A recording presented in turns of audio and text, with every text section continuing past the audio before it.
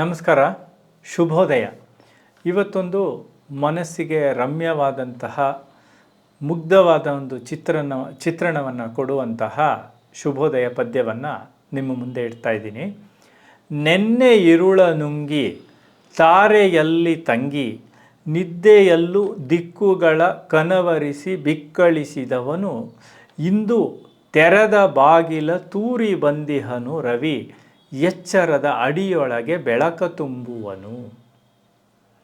ನೆನ್ನೆ ಇರುಳ ನುಂಗಿ, ಇವಾಗ ಮಗುಗೆ ನಾವೇನಾದ್ರು ತಿನ್ನಿಸಿ ಮಲಗಿಸ್ತೀವಲ್ಲ ರಾತ್ರಿ, ಇಲ್ಲಿ ನಾವು ದಿನದ ಶಿಶುವಿಗೆ ಏನು ನುಂಗಿಸಿದ್ದೀವಪ್ಪ ಅಂದರೆ ಇರುಳ ನುಂಗಿ, ನೆನ್ನೆ ಇರುಳ ನುಂಗಿ ತಾರೆಯಲ್ಲಿ ತಂಗಿ.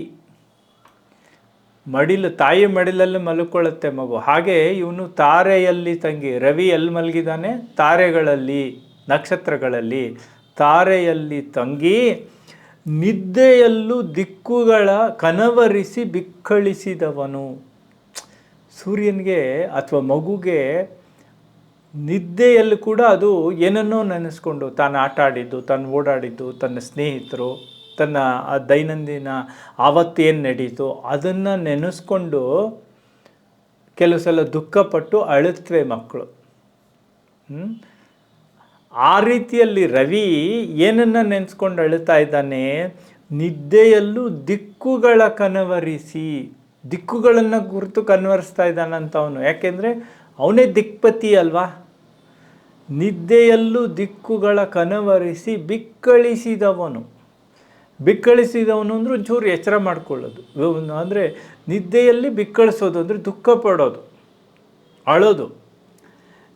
ಕನವರಿಸಿ ಬಿಕ್ಕಳಿಸಿದವನು ಇಂದು ತೆರೆದ ಬಾಗಿಲ ತೂರಿ ಬಂದಿಹನು. ಇವಾಗ ಎಚ್ಚರ ಆಗಿದೆ ಅವನಿಗೆ, ಬೆಳಗಾಗಿದೆ. ತೆರೆದ ಬಾಗಿಲ ತೂರಿ ಬಂದಿಹನು, ದಿಕ್ಕುಗಳನ್ನು ಮತ್ತೆ ಸ್ಥಾಪಿಸೋದಕ್ಕೆ. ಆ ದಿಕ್ಕುಗಳು 4 ಫ್ರೆಂಡ್ಸ್ ಇದ್ದಾರಲ್ಲ, ಅವ್ರ ಜೊತೆ ಕೂಡಿ ಆಡೋದಕ್ಕೆ.